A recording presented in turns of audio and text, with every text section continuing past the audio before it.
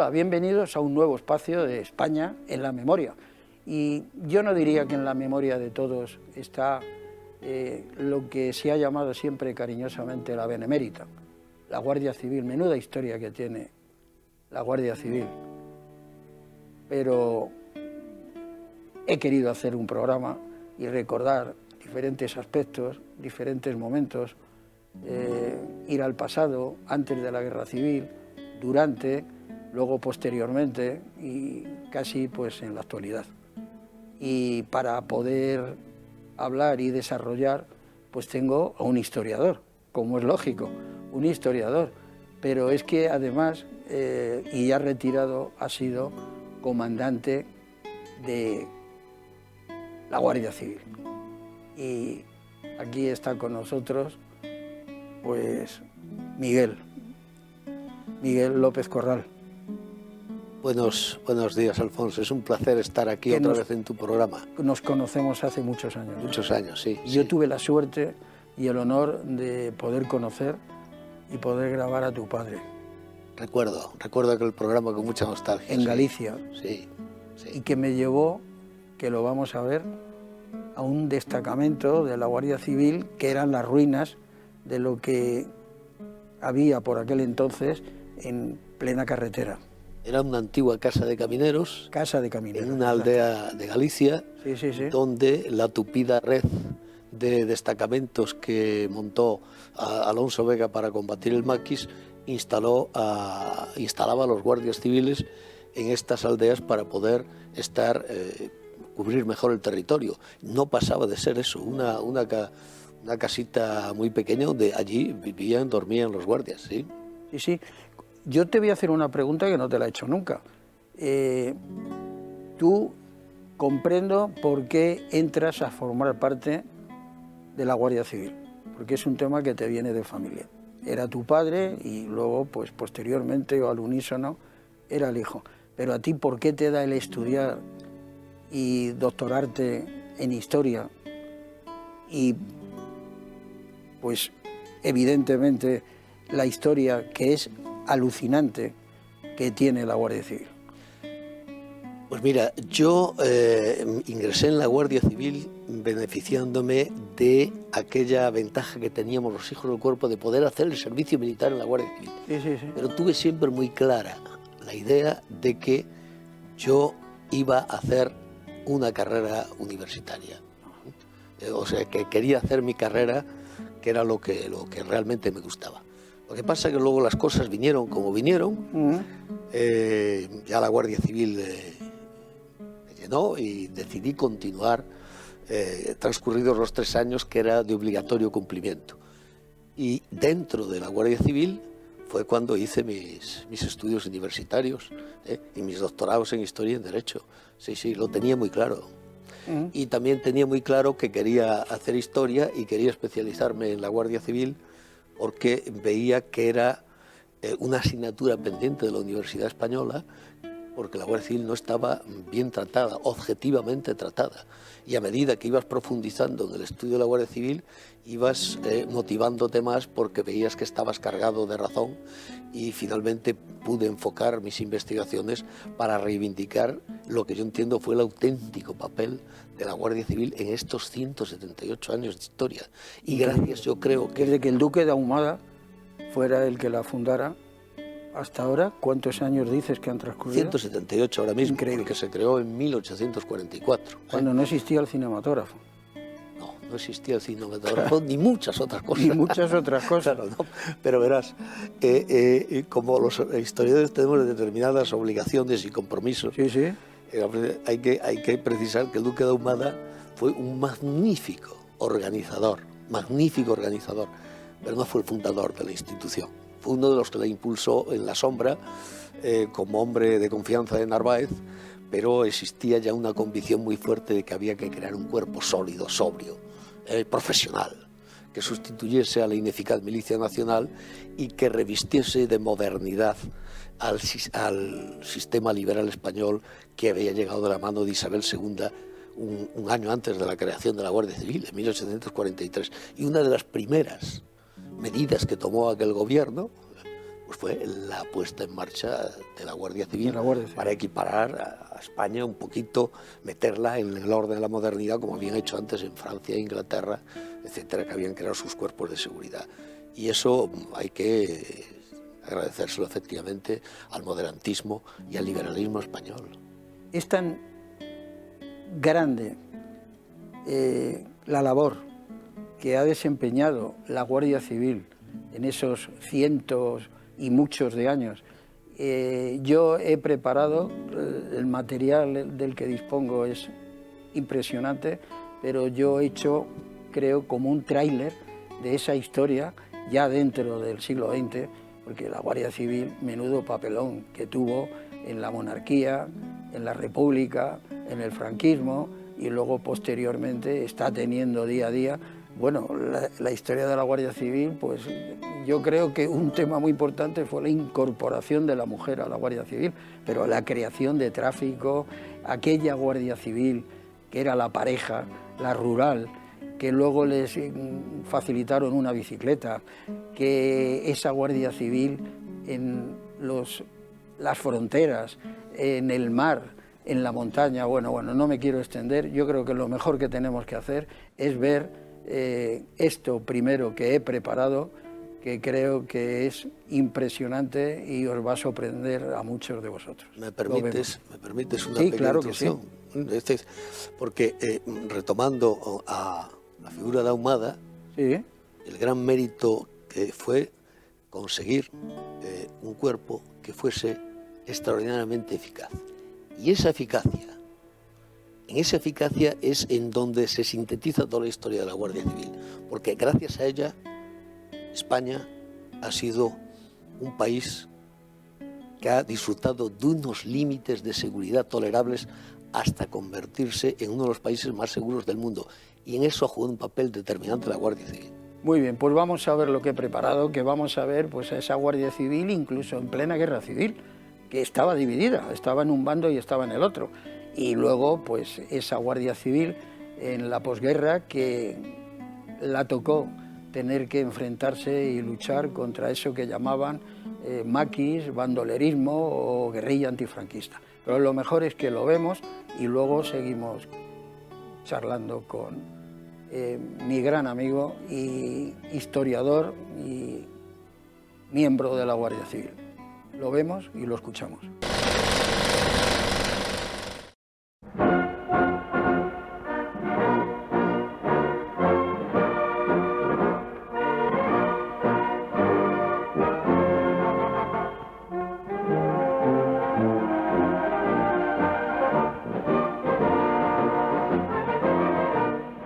La Guardia Civil siempre ha estado y está al servicio del pueblo.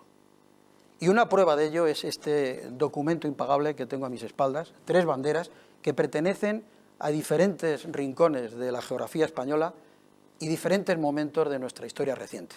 Podemos ver la bandera republicana, la bandera con el águila y la bandera constitucional actual. Yo creo que nuestra Guardia Civil no ha sido suficientemente reconocida y comprendida por los dirigentes y responsables que se han ido sucediendo desde su creación en nuestro país. Pero gracias a Dios yo creo que una gran parte del pueblo y de años de aquella España de nuestros padres, de nuestros abuelos y de la nuestra actual, yo creo que sí, que comprenden bastante bien a la Guardia Civil, pero la Guardia Civil es muy desconocida. Y lo que acabo de decir viene al caso porque podría contar infinidad de temas, de hechos, y uno de ellos, que me bulle ahora a la memoria, es que el general Franco, una vez finalizada la guerra civil, quiso disolver la Guardia Civil. Y no lo hizo porque don Camilo Alonso Vega le convenció de que era lo único que había, de lo único que se tenía para poder erradicar un problema que había, que era lo que mal llamado maquis, o sea, y unos le denominan bandolerismo o otros guerrilla antifranquista. A la Guardia Civil le debemos muchas cosas y lo que intentamos hacer aquí es poner nuestro granito de arena para que así sea, para que sea lo suficientemente conocida como para agradecerle lo impagable, del servicio que vienen haciendo desde su creación.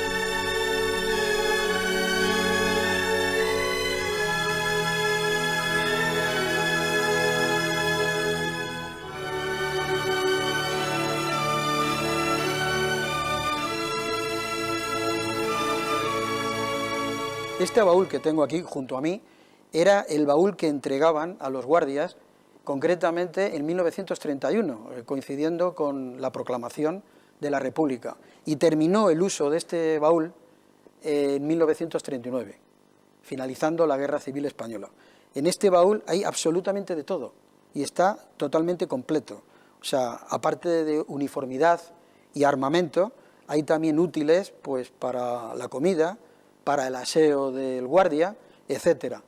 Me da pie precisamente viendo esta joya histórica de comentar que la Guardia Civil en el periodo de la Guerra Civil estuvo dividida, o sea, estuvo en ambos bandos. Estuvo en el lado de la República y luchando junto con anarquistas, por ejemplo, y en el lado del bando nacional, pues junto con falangistas. Si se daba el caso. Y ese es el caso, por ejemplo, del propietario de este baúl, que murió en el asedio al Alcázar de Toledo, y por ese motivo le dieron la laureada de San Fernando. Era don Francisco Plaza Ruiz. También hay que recordar a guardias que decidieron encerrarse en el santuario de Santa María de la Cabeza, en la provincia de Jaén.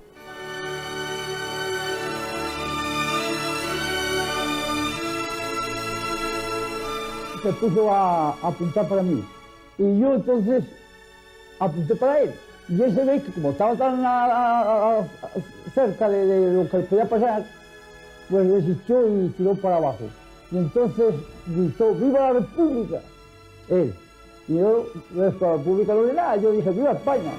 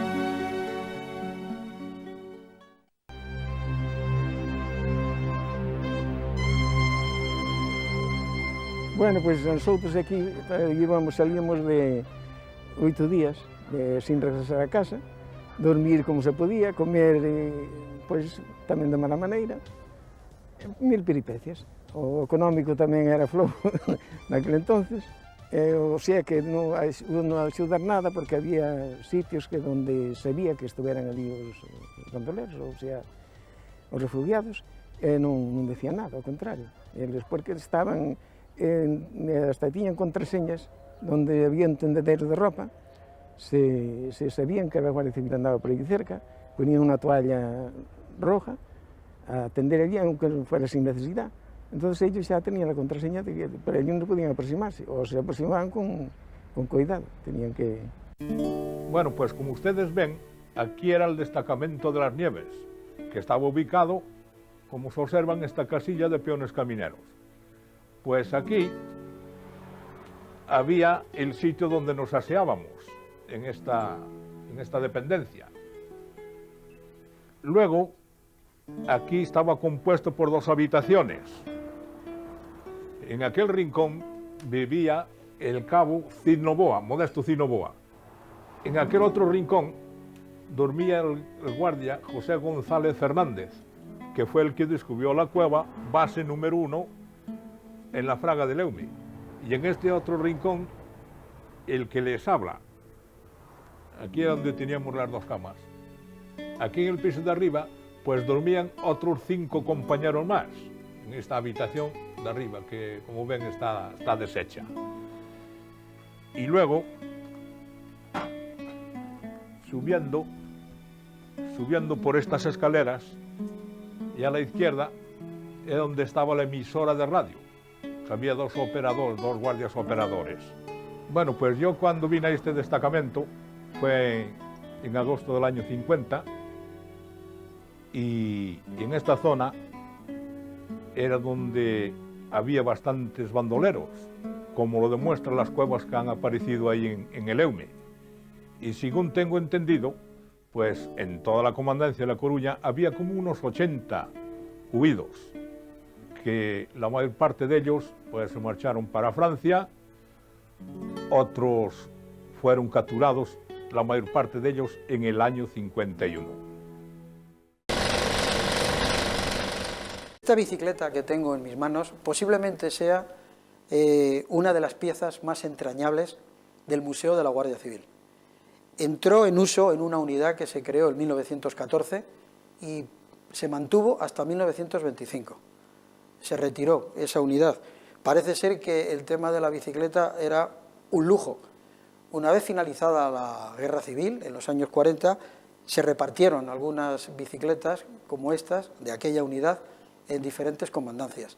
Pero desde luego lo que muchos españoles tenemos grabado en nuestra memoria es la pareja de la Guardia Civil, caminando. ¿Cuántos kilómetros harían aquellos guardias civiles con bicicletas como estas? ¿Y cuántos kilómetros harían esos entregados a su trabajo y al servicio de los españoles guardias civiles en pareja? ¿Pero qué me dicen ustedes de aquellos familiares, de aquellas mujeres, de aquellos guardias civiles, en aquella España de maquis y de guerrilleros, de guerrilla antifranquista, que sabían cuándo sus maridos se iban a trabajar al monte, pero que no sabían nunca cuándo iban a retornar? Pues vamos a escuchar algunos testimonios de aquellas mujeres. Adiós, amigas mías. Un buen día, sin encomendarme ni a Dios ni al diablo, yo tenía mis gemelos, que tenían 4 añitos, no las tenían todavía, y estaba embarazada de mi hija María del Pilar.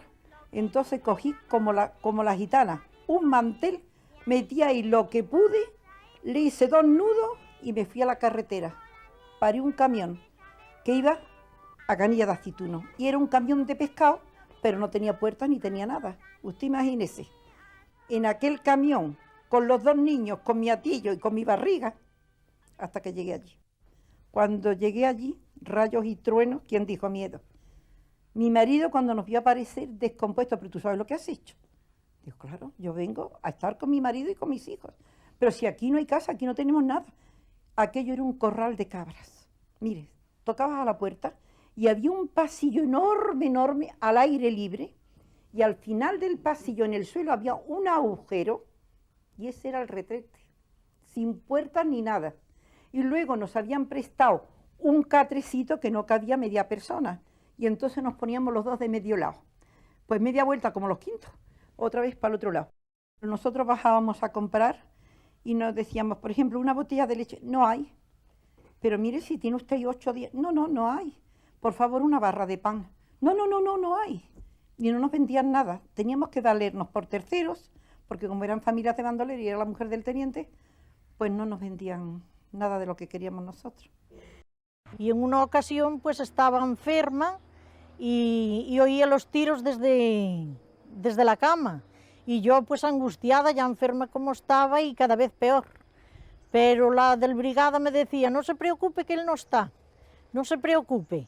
Mandé un niño al cuartel y en el cuartel le han dicho, está en el monte y ya pues fíjese usted cómo me quedé yo, de que estaba en el monte y creyendo que estaba en el cuartel.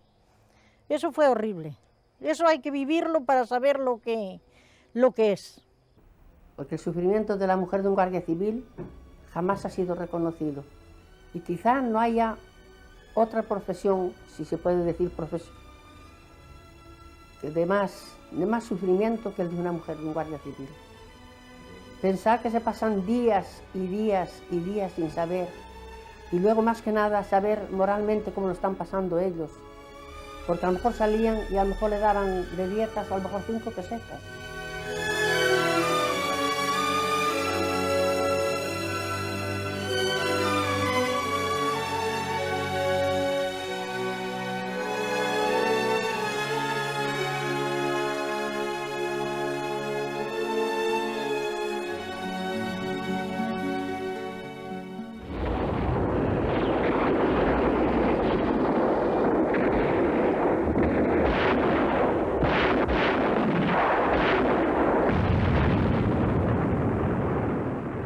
Parte oficial de guerra del cuartel general del Generalísimo, correspondiente al día de hoy, 1 de abril de 1939, tercer año triunfal. En el día de hoy, cautivo y desarmado el Ejército Rojo, han alcanzado las tropas nacionales sus últimos objetivos militares. La guerra ha terminado.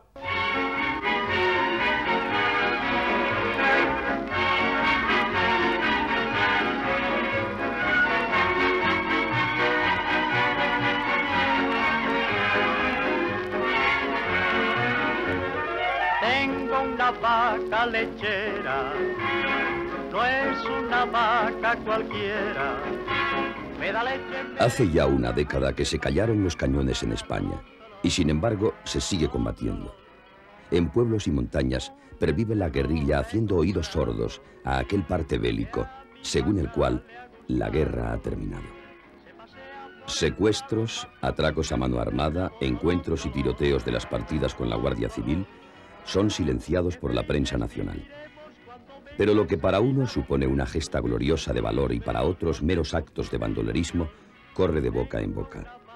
Así, entre la copla, el racionamiento y la muerte, el pueblo llano aprende a sobrevivir comprometiéndose unos, olvidándose otros de este fenómeno conocido por el nombre de el maquis. Esta gente, porque los cabecillas sí, efectivamente vinieron preparados ya de Francia, los cabecillas como el Roberto o el Rubio de Brescia, cualquiera de estos, pues venían preparados.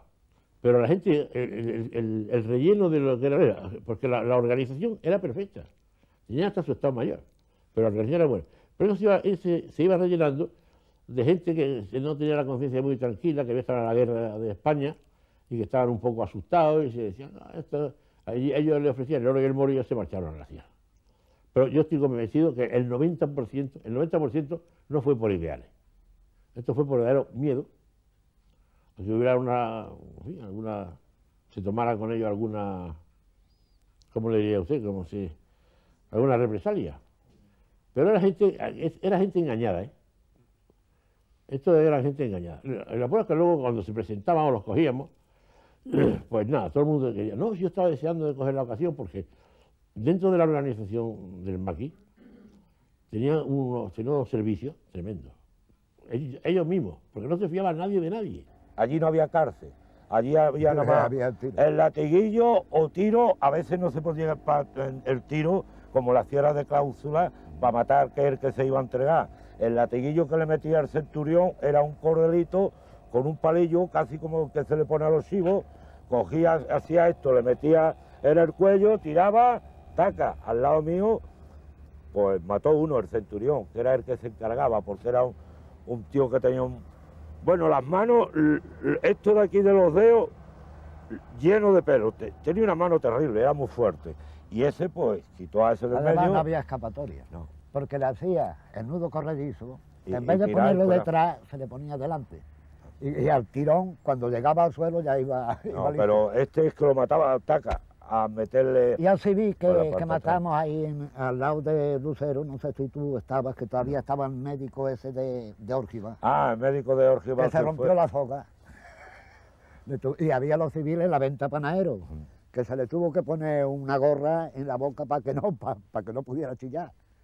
Y allí Felipe... Se vive solamente una vez, hay que aprender a querer y a vivir, hay que saber que la vida se aleja y nos deja llorando quimeras. No quiero arrepentirme después. Pues allí hubiésemos hecho un servicio fenomenal si no se hubiese enterado nadie. Pero tuve que ir a las 5 de la tarde y entonces decidimos hacer una cosa elemental. Fuimos 3 o 4 guardias, nos quedamos, los dejé por las casas próximas a esta, en los portales, y yo, vestido de paisano, con la pistola en el bolsillo de la gabardina, magnífica pistola, por cierto, pues me acerqué a la casa, subí al primer piso, llamé e intenté convencer a la mujer de que yo era un enviado de Madrid para entrar en contacto con los que allí iban del ejército guerrillero de Andalucía, suponiendo que si había alguien estaría allí y suponiendo que ya se iba a estropear el servicio si no había nadie, porque la mujer lo iba a decir, que habíamos estado allí, iban a suponer lo que era, le metí una patada a la puerta y entré. Y en aquel momento veo que un hombre, que si me hubiera querido matar, me hubiera podido matar, pega un salto y estaba sentado detrás de una mesa, al yo darle a la puerta, pega un salto, se acerca a la ventana, al balcón, porque era un balcón de un primer piso. Incluso llega a tirarse. La realidad es que yo, temiendo que se fuese a escapar, le tiré 3 tiros. Y quiero puntualizar lo de los 3 tiros porque recuerdo una cosa que él ha dicho en El País, que no es justo, porque es falso. Digo que yo le apliqué la ley de fugas, no le apliqué la ley de fugas. Le tiré 3 tiros, que efectivamente le di en la muñeca izquierda, en la rodilla izquierda y en el pie izquierdo. Pese a lo cual, al llegar al suelo, tirado desde el primer piso, desde el balcón, intentó ponerse de pie y probablemente intentó correr. Pero ya salieron los que estaban en las proximidades, los guardias y un cabo que había, el cabo Polo, el guardia Jerez. Se acercaron allí y ya le detuvimos. No le aplicamos la ley de fugas, porque si hubiéramos querido matarle, le hubiéramos matado allí. Y no. No únicamente porque ni los que venían conmigo ni yo empleamos ese procedimiento, sino porque pensaba que nos podría dar vivo algún dato que nos fuese interesante. Él ha dicho una cosa, este era el jefe del Estado Mayor del Ejército Guerrillero de Andalucía. Nombre de guerra, Mariano. Y nombre completo, Ramiro Fuentes Ochoa.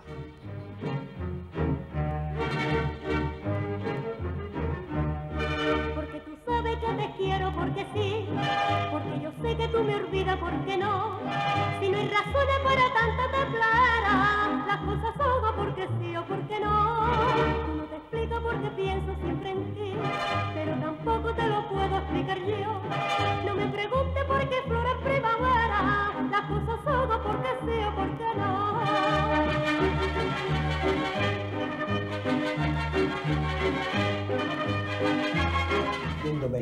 que si 3, que si 4 balas. Digo, yo tengo 4 impactos, pues si no, ¿cómo fue eso?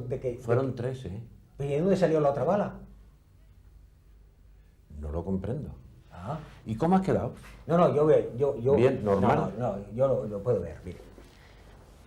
Yo... La rodilla. No, la rodilla. Sí. En 4 trozos, levantaron todo esto. Mire, un disparo entró por aquí, bien se ve, aquí. Y mira la salida. Las balas dundún. Antes no eran dundún, hombre, eso no existe. Estriadas, explosivas, de las que preparaba usted para que hiciesen blanco. Que no, hombre. Porque mire, mire. Si dan este dedo al pasar así y me dejan un casquillo aquí, mira los casquillos que conservo. Mire, estos 2 gordos son del pie. Todavía tengo alguno más. Y este pequeñito le tendría yo. Oye, palabra de honor, escúchame. que no preparé las balas, ¿eh? No tendría importancia. No, nada. Mire, además, lo curioso, si esas balas eran alemanas, esa es la pistola que yo tuve en la División Azul. Milagrosas. Y eran las mismas balas. Balas milagrosas, mire. Ve usted aquí, de aquí me sacaba este casquillo pequeñito. Sabe que te quiero porque sí. En este huequín tan calentín y tan amañadín, si nos encontramos con esto que te estaba contando, el frío que rapeo allí en Cabañas, ¿no? En Cabañas. Tú fíjate, si nos encontramos aquel de allí, pues ya a tiro limpio. Sí, hombre, claro. O me dabas o te daba. Sí. Había que hacer paso. Y sin embargo, mira, hoy todo el mal que yo deseo, no a ti, sino a cualquiera, a cualquiera de los que venga por mí. Pues te estás seguro que es Que la venga misma. por mí. Yo eso lo he asumido cuando yo me fui al extranjero y he reflexionado.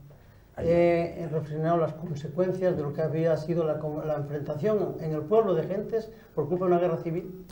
Girón era un tío, le teníais mucha gana y tenía un carisma muy grande, pero lo mismo que tenía para vosotros, en el lado contrario, lo tenía para quien le conocía y vivía con él.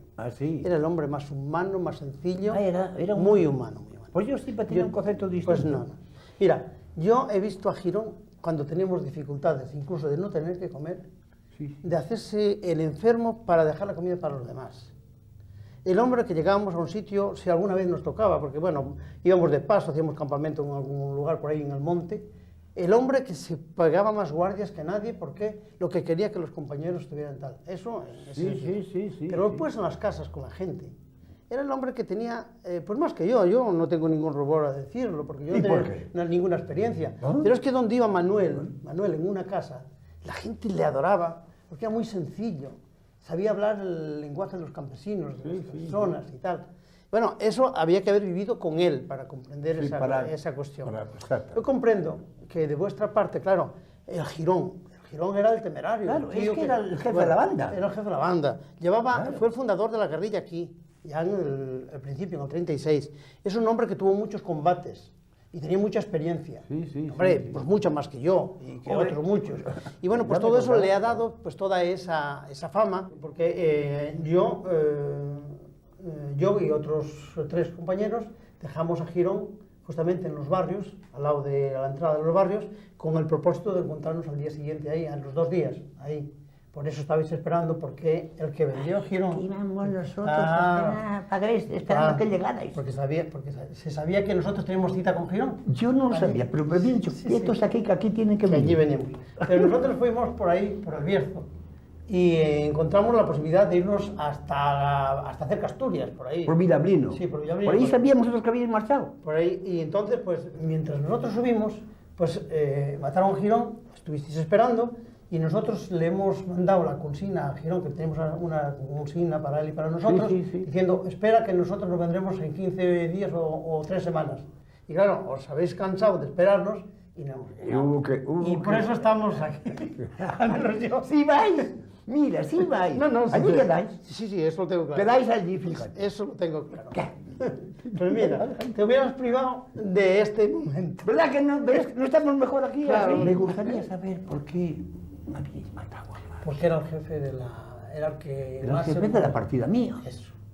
Y entonces se quería hacer... Bueno, yo no estaba en la guerrilla de aquella, ¿Interveniste? Yo no intervení porque yo no había marchado. Pero bueno, te enteras. Pero te digo quién fue, además, no tengo ningún. ¿Y por qué vamos a escondernos? Guillermo Morán Guillermo fue el que mató a Blas. Pobre. A Blas el otro. Pobrín de Blas. Porque fue una decisión que han tomado, que yo no estaba aquella, que han tomado de cómo era el jefe de la partida, dice, hace falta hacer un escarmiento por quitarles el que nos persigan de la manera que nos persiguen. Pues no te puedes imaginar lo que yo lloré por el Blas. Es posible. Es que sí, lo que tú acabas de decir de Girón, Blas quedaba él sin comer. Y Blas, yo vi compañeros que les hicieron daño las botas y dejarles las zapatillas para que vinieran y venir el descalzo. Blas era uno de lo... Bueno, como compañero, en mi vida, he podido encontrar un compañero como él. Lloré por él todo lo que me dio la gana.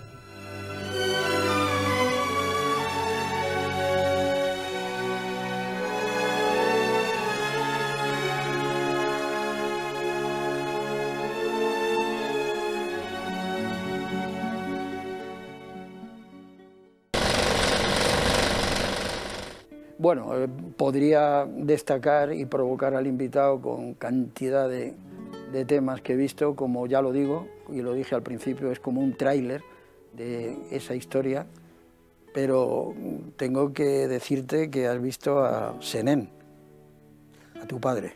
Sí, me ha emocionado mucho, claro, porque ya no está entre nosotros y encarnaba el prototipo de guardia civil serio, responsable y gran profesional. Y todo eso fue capaz de transmitirlo a sus hijos. Sí, y por tanto me emocionó porque fue siempre un ejemplo para mí. Bueno, y eso de que la Guardia Civil siempre estuvo con el poder estipulado, pero por encima de todo al servicio del pueblo español. Eso es absolutamente irrebatible.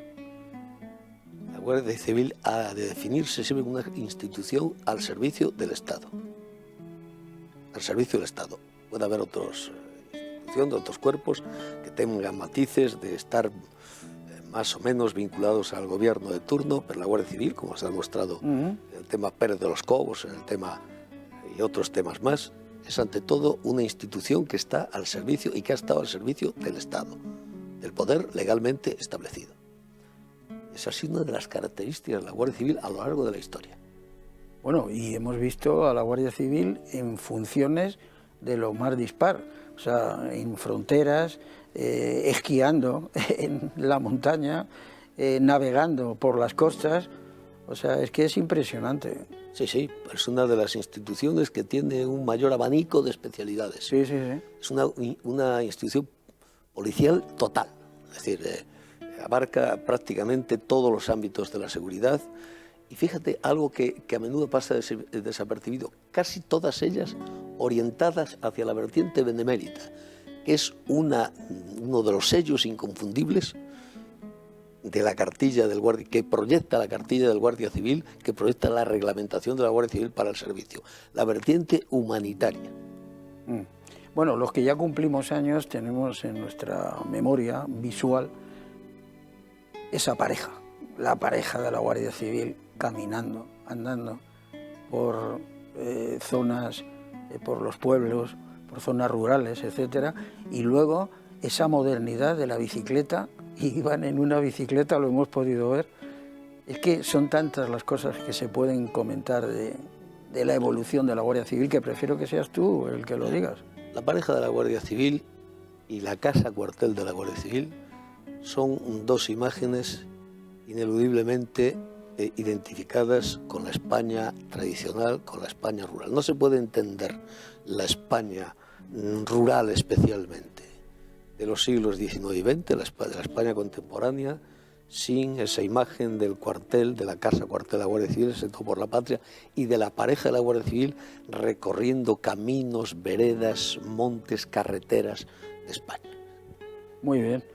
Pues yo he preparado una segunda pieza que creo que no tiene desperdicio, en la que sales tú un poquito más joven y ni más ni menos que de uniforme, y que al final, ya lo veremos, te emocionas, igual que el que estaba contigo, que ya triste y lamentablemente no está entre nosotros, el general Monzón, que creo recordar que nos dejó un 30 de marzo, pero del año pasado. El 21, o sea, Sí. es ya bastante reciente. Habíamos hecho un repaso interesante de la historia, habíamos hablado de la guerra, de cómo la Guardia Civil quedó dividida en dos bloques durante la guerra, más o menos un porcentaje similar del 50%, lo que sufrió la Guardia Civil durante la guerra.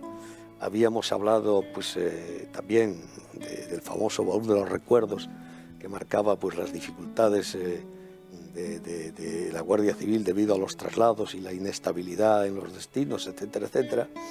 También habíamos hablado de la vertiente humanitaria y habíamos hablado, pues también se comentó que si Franco había pretendido disolver la Guardia Civil, algo que es absolutamente cierto, por más que ahora vengan algunos a pontificar sobre lo contrario.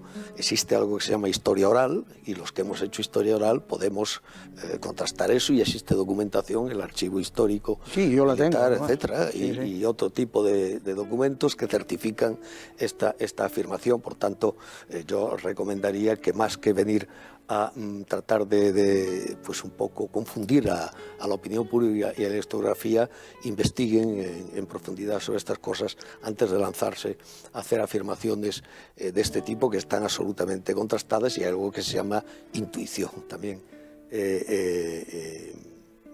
historiográfica que lo constata. Fue un programa muy bonito, muy emocionante, y me gustaría, sí, recordar aquellas imágenes y recordar aquella aparición al lado del general Monzón, hoy tristemente ya ha desaparecido. Muy bien. Bueno, lo que he preparado a continuación no solamente es eso. O sea, está el que fue director general de vuestro cuerpo, Habíamos Aramburu hablado Topete. del Maquis también, ¿no? En Sí, aquel sí, programa también, y ahora. el Maquis. Y Aramburu Topete. Sí, que sí. fui a su casa, era Sí, muy sí. amable. Estuvo en un programa mío ya, y era tan amable que fui a su casa y no solamente le entrevisté, y vamos a ver parte de esa entrevista, sino que me invitó a comer. Y bueno, ¿qué te puedo decir? Yo creo que lo más emocionante, por lo menos para mí, de lo que vamos a ver a continuación es el final. El final, que el final en realidad es el himno, y con imágenes, pero antes está algo que me atreví a hacer con la mejor intención del mundo, que es recordar y homenajear a todas las víctimas del terrorismo, de ese cuerpo al que perteneció tu padre, al que perteneciste tú y al que pertenecen y han dejado historia de España, y son historia de España. Esa imagen a lo lejos del tricornio y de tal, esa increíble, pero es que salen. Bueno, cuando se emitió esto que vamos a volver a recordar al final de la pieza que he preparado, me llamaron dos padres. Me estoy emocionando ya. Lo vemos y lo escuchamos. Estamos viendo imágenes muy antiguas de nuestra Guardia Civil, y para los más jóvenes, pues los invitados yo creo que deberían de ser los que tienen que abrir la noche e ir hablando pues de cuándo data la Guardia Civil, etcétera, etcétera. Miguel. Bueno, la Guardia Civil es una de las instituciones más veteranas del panorama administrativo e institucional español. Surge en 1844, al principio del reinado de Isabel II, y surge como una necesidad para poder combatir la delincuencia y la seguridad que estaba enquistada, muy enquistada en los campos de España. Y era necesaria una institución de unas características parecidas a las que se habían implantado en Europa, en los estados liberales europeos más avanzados, y en esta misión se acierta plenamente por parte tanto de los impulsores como del encargado de organizarla, que fue el duque de Ahumada. El general Monzón me comentaba antes de comenzar el programa que su abuelo estuvo en los Carabineros, anterior a la etapa de Queipo de Llano, que fue responsable de ellos. Efectivamente, así es. Y realmente yo guardo un recuerdo de su sentido de la disciplina verdaderamente impresionante. A mí me gustaría romper el fuego en esta noche, en lo que a mí respecta, parafraseando el himno que yo considero más logrado en cuanto a letra, que es el himno de la Guardia Civil. Es que lo dice todo, porque si me permitís, dice Benemérito Instituto. Realmente, yo no conozco ninguna otra institución, ni en España ni en el mundo, que haya merecido este calificativo de benemérito. conocida por la Benemérita. Luego dice Guardia Fiel de España entera. De España entera. No deja ni un resquicio a las veleidades separatistas tan desgraciadamente al uso, que llevas en tu bandera el lema de paz y honor. Nada de protección, de vigilancia, de seguridad, de paz y honor, las dos cosas conjuntamente. A continuación, recordando la más larga etapa de vida de la Guardia Civil en el ámbito rural, y de por ti cultivas la tierra y la patria goza de calma, y por tu conducta en la guerra brilla airoso tu pendón. Las dos cosas. Por ti cultivas la tierra, la patria goza de calma. Es importantísimo. Palabras que no existen ni he oído jamás en himno parecido. Instituto, gloria a ti, por tu honor quiero vivir, otra vez el honor.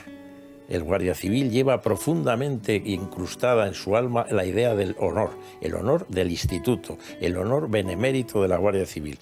Viva España, viva el rey, viva el orden y la ley, viva honrar a la Guardia Civil. Creo que hay pocos himnos más logrados y más conseguidos que este. De todo lo que ha dicho, me gustaría destacar sobre todo el aspecto benemérito del himno, porque además tiene la enorme, y a los guardias civiles nos gratifica, de que la palabra benemérita tiene su origen en el pueblo. Esto es algo que interesa destacar siempre. Es el pueblo el que conoce, el que le da el sobrenombre de benemérita, con el que ya se le va a partir de la segunda mitad, especialmente del siglo XIX, a conocer por los innumerables servicios beneméritos que realiza y que están impregnados en el articulado de su cartilla, de su reglamento para el servicio. Esto es algo que no debe pasar desapercibido en ningún homenaje a la Guardia Civil, la faceta especialmente humanitaria, que parece que por fin se está reconociendo desde el punto de vista impresionante eso, que me vais a permitir recordar una anécdota. En mi etapa de gobernador militar de Cartagena, me las tuve que ver con la responsabilidad, precisamente en estos meses de principio de otoño, de las gotas frías y de las inundaciones, etcétera, que producen verdaderamente episodios catastróficos, etcétera. En uno de ellos, en uno de los pueblos afectados por estaba todo el mundo nerviosísimo y todo el mundo muy preocupado, y el agua seguía subiendo, etcétera, etcétera. Y habíamos aportado los ejércitos de tierra, mar y aire muy numerosos en la provincia de Murcia, pues toda clase de medios, incluso los anfibios, todos los transportes orugas acorazados, anfibios para trasladar a la gente que hubiera quedado aislada, etcétera. Pues no cesaba el nerviosismo de ninguna manera. El nerviosismo seguía, los gritos, verdaderamente todo el mundo descompuesto. Hasta que de repente se hizo un silencio y yo le pregunté a mi ayudante qué es lo que ha pasado, y me dijo una viejecita al lado: es que ha llegado la Guardia Civil.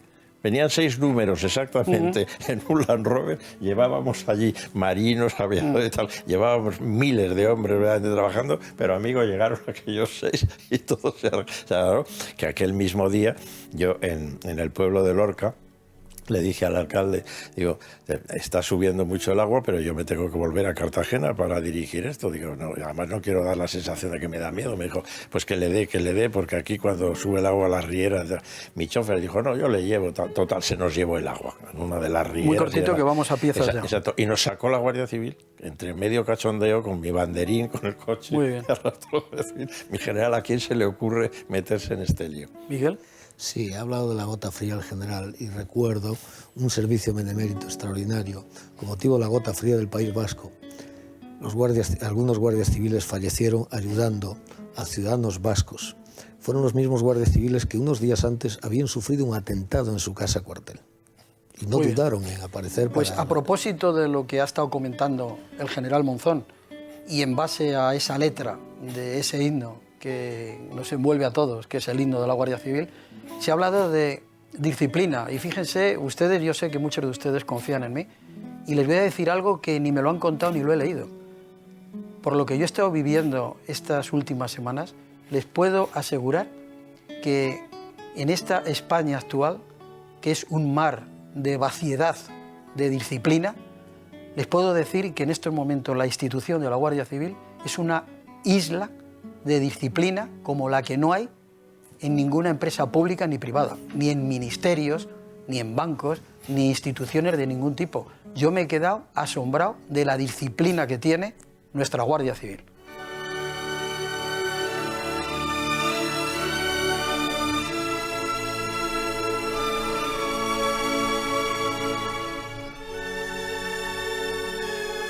Este casco que tengo en mis manos es el que se utilizó en el año 1959, cuando se crea la agrupación de tráfico de la Guardia Civil.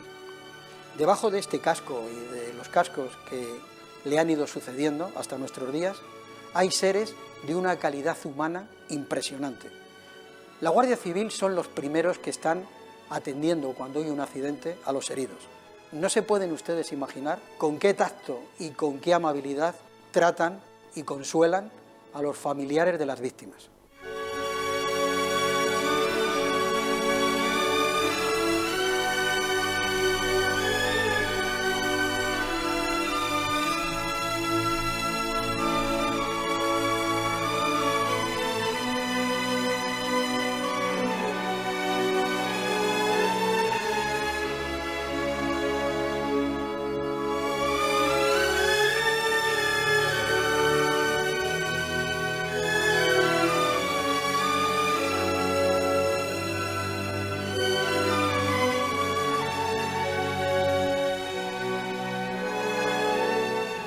Coche número 5 de auxilio en carretera. Atención, estén a la escucha, acudan con toda rapidez al kilómetro número 32 de la carretera Madrid-Burgos. Los medios que contamos en aquella fecha eran muy escasos, porque aquí se hizo el relevo y entonces tuvimos el material que tenía la policía armada. Entonces se recogió unas cuantas de motos y fue con lo que montamos el servicio, porque repararlas, porque estaban todas averiadas. Y en cuanto a vehículos de 4 ruedas, pues en fin, vehículos viejos, 1500 que vino para fotocontrol y un Land Rover para equipos de atestado y auxilio. Los medios eran muy escasísimos. Las motocicletas que recogimos a la policía eran Royal, la Royal Infiel. Y luego ya la que nos dotó la agrupación fueron de la Sangla 3,5, 350. Ya bastante mejor, claro, por supuesto. Nos dotaron ya de bastante material y ya por lo menos pues salíamos pues, en cada individuo una de las motocicletas. Entonces, de las que no recuerdo exactamente, y fueron 8 o 10 motocicletas, pues intentamos reponer en funcionamiento pues 3 o 4. Le fabricamos unos transportines en la parte de atrás y entonces por lo que salíamos una pareja en una motocicleta con el objeto de tener más vehículos y seguir andando. Lo único que pasó con esa moto. Hasta tanto nos dotó la agrupación de más material. Del material que se dispuso en aquella fecha, pues aparte del vehículo de fotocontrol y auxilio y atestado, Land Rover, que se montó el servicio en esos vehículos, pues eran un poco mejores. La motocicleta, el motorista se encontró con la moto procedente de la policía armada, en aquella fecha que había estado prestando los servicios. Y claro, la moto era pues muy antigua. El motorista se encontró con más problemas porque la moto necesitaban reparaciones, de muchas motos que de 15 o 12 motos, pues todas no podían circular, con piezas de unas se iban arreglando otras y ya luego se subsanó, ya se dotó con la Sangla 3,5, que vino, aunque en sí no era del todo una moto fuerte, que tenía sus problemas también, porque claro, era nueva, pero se iba mejor, el motorista iba mejor. Respecto a los vehículos de 4 ruedas, pues sí, el fotocontrol era un vehículo que su misión era captar las infracciones en carretera de fotografía, bien fuera de alumbrado, bien fuera de adelantamiento, por rebasar líneas o por salida en cruces mal. En fin, el equipo de fotocontrol, pues sí, se trabajaba bien con él. Y luego estaban los vehículos de auxilio, que llevaban sus piezas, remorque para los vehículos, si se había que auxiliar de piezas, también se le auxiliaba a los vehículos averiados, y luego el equipo de atestado para los accidentes y demás.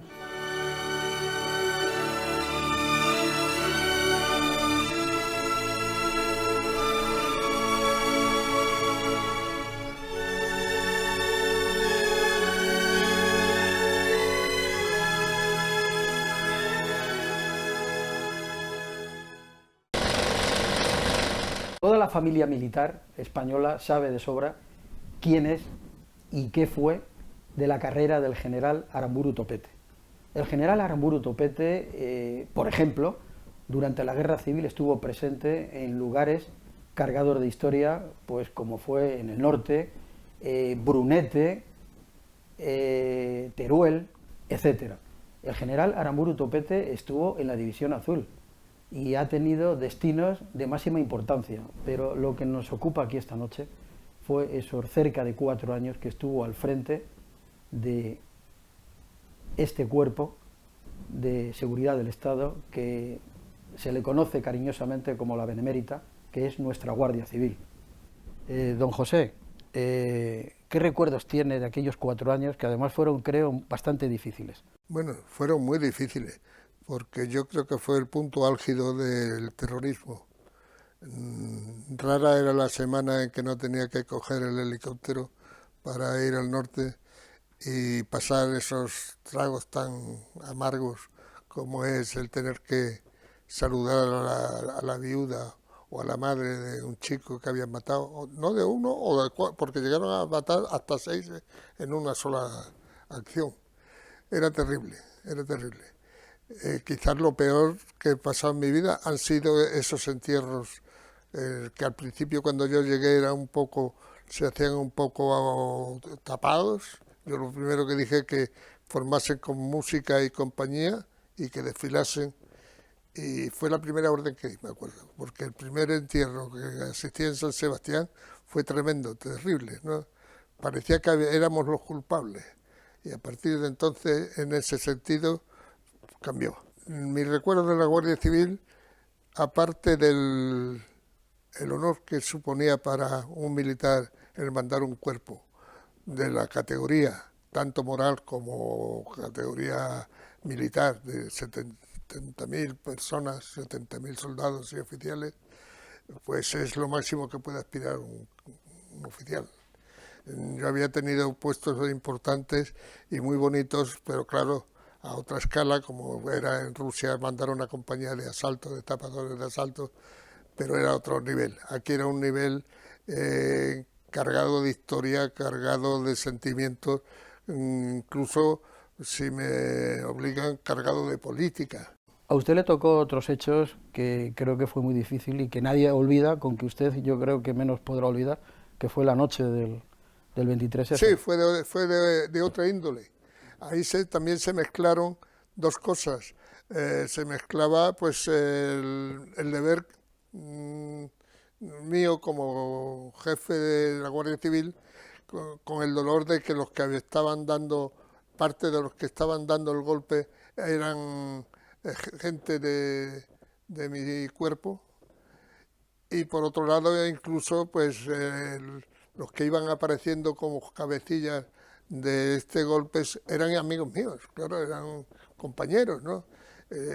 Pero ante todo pues, se impuso, como naturalmente se tiene que imponer, el deber, la obligación. Fue una noche dura, ¿no? Todos sabemos que cuando usted entra al Congreso de los Diputados aquella noche y se dirige a Tejero y le solicita que se rinda, él le dijo: mi general, antes le mato a usted y luego me pego un tiro.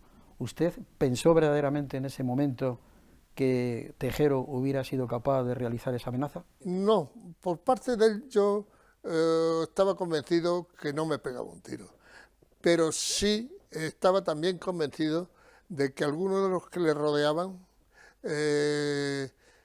podían estar con una actitud de nerviosismo tan fuerte que a cualquier síntoma que ellos viesen hostil por mi parte, pues me dispararían. Había un cabo primero, pues con una metralleta que además las metralletas con poquito se ponen en marcha, ¿no?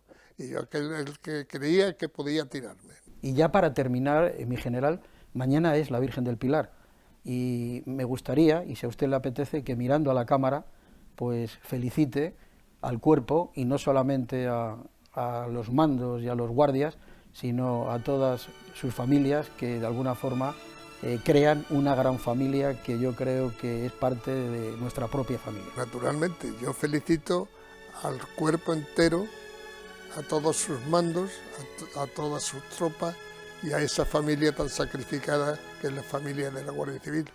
Los felicito y me felicito porque pueda todavía seguir felicitando. El general Aramburu Topete, posiblemente el militar más condecorado del ejército actualmente. Y con nosotros pues están, y de uniforme, que creo que para ustedes, y desde luego para mí, es un honor que estén con el uniforme, porque son uniformes que hay que respetarles y quererles, no temerles. Se encuentran Miguel López Corral, capitán de la Guardia Civil, y don Manuel Fernández Monzón Altolaguirre, general de brigada. A mí me ha impresionado las palabras del general Aramburu, porque en esa época pues tuve que vivirlo muy cerca de él. Yo fui jefe de gabinete de 2 ministros de defensa sucesivos, con Rodríguez Sagún y con Olear, precisamente en la etapa en que él era director general de la Guardia Civil y Sáez de Santa María, inspector de la Policía Nacional. Lo del punto álgido del terrorismo es tan cierto que precisamente a mediados del año 80 se decidió por el gobierno impermeabilizar la frontera para evitar el paso de etarras y de armamento y suministros de etarras por la frontera, impermeabilizar la frontera por tierra, mar y aire, participando los 3 ejércitos. Una vez que se hizo aquello, fuimos con el ministro Olear, el general Aramburu, el general de Santa María y yo en el mismo avión a inspeccionar el despliegue de aquella impermeabilización de la frontera. Muy bien, pues eso fue una jornada, y ese mismo día ETA nos obsequió, entre comillas, con 3 asesinatos, uno en Navarra, otro en Guipúzcoa y otro en Bilbao. A medida que íbamos llegando se iban produciendo los asesinatos, 3 en un día, nunca lo olvidaré, el 23 de junio del 80. Por favor, capitán. El trienio desde 1979 hasta 1981 fue absolutamente brutal. Estábamos prácticamente a razón de un atentado diario. La Guardia Civil respondió con una disciplina impresionante. Es algo que hay que destacar, y con una dedicación a la lucha contra el terrorismo, como había sido, por otra parte, tradicional. Eso es lo que interesa destacar en una trayectoria como la institución, y lo que ha hecho también el general Aramburu, que le tocó vivir una etapa ciertamente complicada, no tanto por el 23F, sino por esa oleada de atentados brutales que le tocó vivir al frente de una institución que dirigió con pulso firme, que dirigió con inteligencia, y que yo, desde el punto de vista de oficial, recuerdo pues ciertamente con agrado.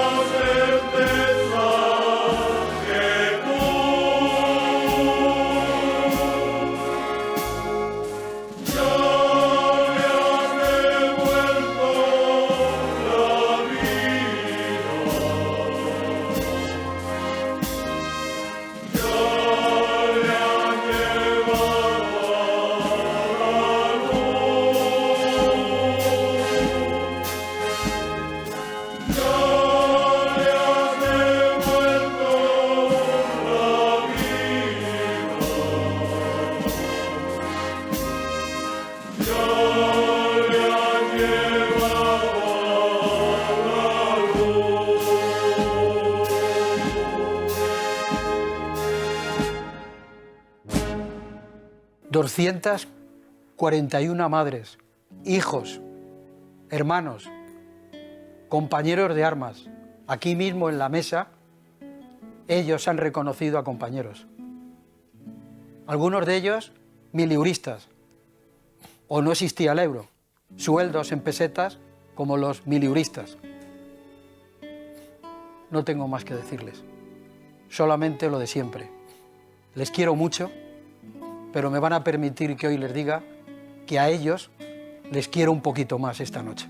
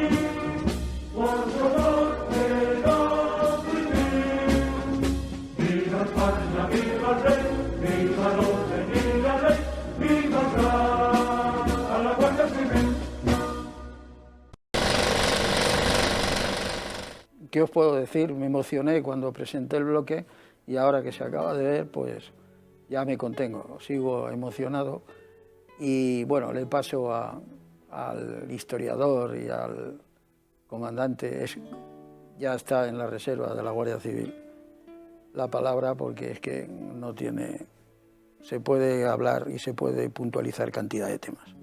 Tú mismo.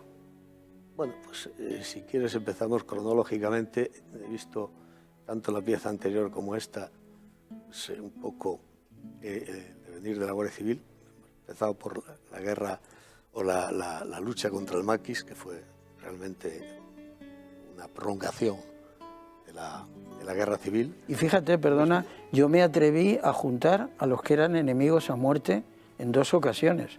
Sí.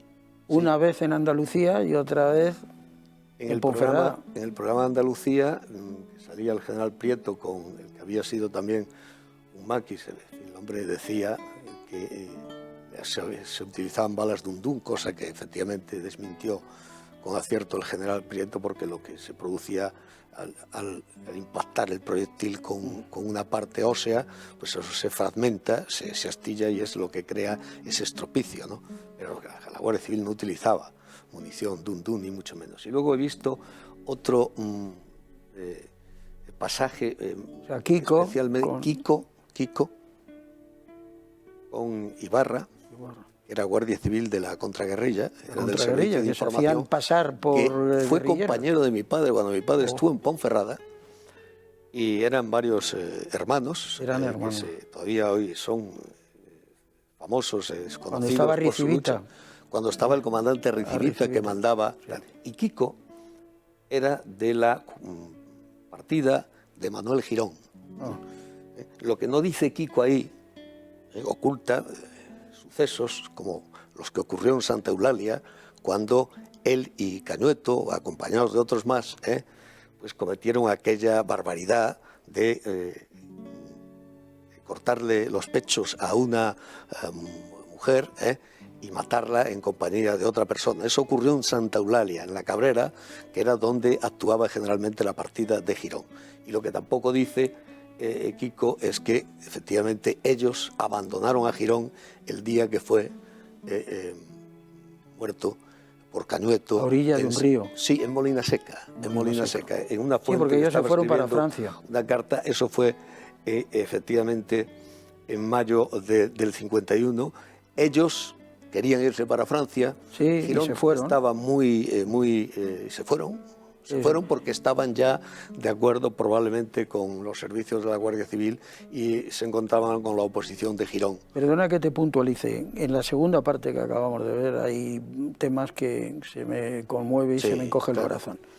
Primeramente, tú compartiste un plató con uniforme, él con uniforme de general. Sí, con el general Monzón, un hombre que nos ha dejado el año pasado. Nos ha dejado el año pasado, un gran militar. Un profesional que también tenía una destacada vertiente intelectual. Y así lo recuerdo yo lo llegué a conocer en los cursos de verano de la Universidad Internacional Menéndez Pelayo, cuando trabajaba al lado del general Cano Evia y estaban en la vanguardia de la apertura de las Fuerzas Armadas hacia la... Bueno, además él estuvo con 3 ministros. Sí. Y todo, o sea, bueno, el carrerón que tenía este hombre tuvo era un cargo impresionante. importante como jefe de seguridad en la Comunidad de Madrid. Bueno, y luego hice amistad con él, Aramburu Topete, y no solamente le tuve en un programa, sino que me fui a su domicilio. Aramburu Topete fue uno de los mejores directores generales de la Guardia Civil, le tocó lidiar con el 23F. Sí, sí. Tema muy complejo, aquellos fueron momentos muy tensos. Se enfrentó con Tejero dentro, entró a hablar con él. Una historia que habrá que reescribirla. Bueno, y decía que no tenía miedo a que Tejero le sacara y le pegara un tiro, tenía miedo a un guardia que había con un subfusil, una metralleta. Había mucho nerviosismo y eso lo contaba él. Efectivamente, fueron momentos muy tensos. Le tocó vivir una etapa especialmente dura por mor del terrorismo. Y del 23F, pero fue uno de los adalides de la modernización de la Guardia Civil. Tú hablabas antes de las especialidades. La Guardia Civil, a partir de la ley especialmente de 1978, tuvo que emprender abrirse hacia una modernización, y la mayoría de las especialidades son de esta época y en ellas tuvo mucho que ver también Aramburu.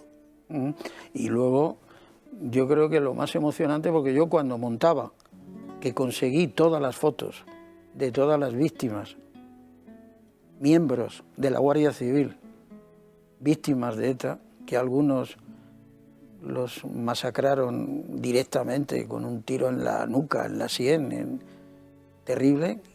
Cuando se proyectó esto que acabamos de ver, la reacción que hubo, yo no me lo podía imaginar.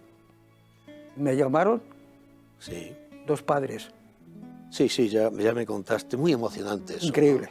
Muy emocionante. Yo he vivido momentos realmente dramáticos durante mi destino en el País Vasco. Estuve poco tiempo, pero fueron intensos. Los años del 78 al 82 fueron terribles. Salíamos, es exagerado decir que a muerte diaria, pero prácticamente.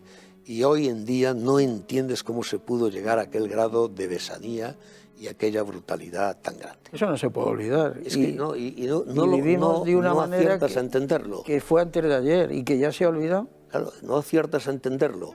Aquellas muertes a sangre fría por la espalda y luego los ajusticiamientos que hubo, en fin, casos como el de Miguel Ángel Blanco y muchos guardias civiles que fueron rematados delante de su familia, sus hijos, a la puerta de su casa.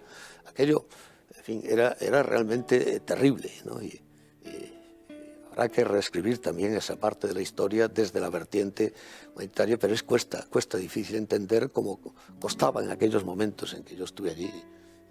Yo viví algún atentado en directo y alcanzas un grado de impotencia y de dramatismo muy grande. Tú fíjate, yo directamente, físicamente, no he tenido nunca nada que ver con la Guardia Civil y se me ocurre homenajear con mi humilde trabajo a la Guardia Civil.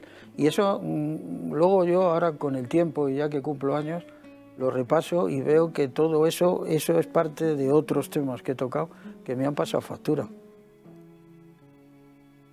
Bueno, ¿qué porque quieres que te diga? Somos profesionalmente. una generación marcada indudablemente por el terrorismo, ¿no? Y aquí en Madrid lo vivimos de una manera muy dramática también, ¿no? Por tanto, ¿cómo olvidar unos años, los años de plomo, ¿no? Muy difícil, y cómo ahora mismo estás viendo que de alguna manera hemos conseguido, como dice algún célebre historiador, que hemos ganado la guerra, pero los que mandan son ellos. Sí. Eso es todavía más triste. Sí, y muchos de los que estaban vinculados con la ETA están ahora mismo... Claro, y el abandono de las víctimas del terrorismo, etc. Me dicen que nos hemos pasado de tiempo. Te agradezco de corazón. En primer lugar, ser como eres. Me recuerdas a tu padre, que hayas hecho historia y que hayas sido guardia civil. Gracias. Muchas gracias. Alfonso, espero que salga un programa fantástico. Sí, sale. Ha sido un placer estar aquí otra vez contigo, y sabes que me tienes a tu disposición. Lo sé. Y a todos vosotros, ¿qué os voy a decir? Pues no digo nada porque tengo el corazón encogido. Os quiero mucho y hasta la semana que viene.